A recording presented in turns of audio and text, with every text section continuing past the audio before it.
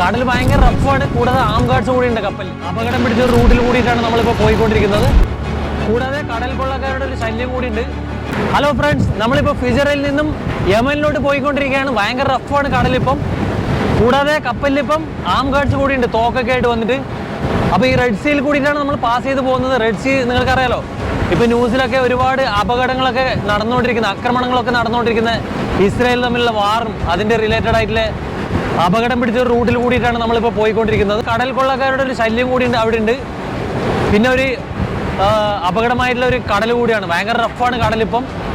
അപ്പോൾ ഇതിൽ കൂടിയിട്ടാണ് നമ്മൾ ഡീസൽ നിറച്ച ടാങ്കർ കപ്പലിൽ യമനിലോട്ട് പോയിക്കൊണ്ടിരിക്കുന്നത്. ഭയങ്കര ഡേഞ്ചർ പിടിച്ച റൂട്ടാണ്.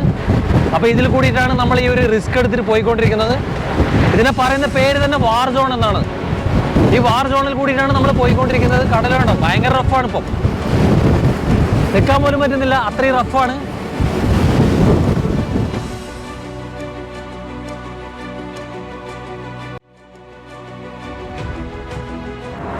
യമനിൽ നിന്നും ഇനി ബാക്കിയുണ്ടെങ്കിൽ മാത്രം നമുക്ക് പുതിയ വീഡിയോയുമായി വീണ്ടും കാണാം. അതുവരെയും സൈനിങ് ഓഫ്. Bye bye.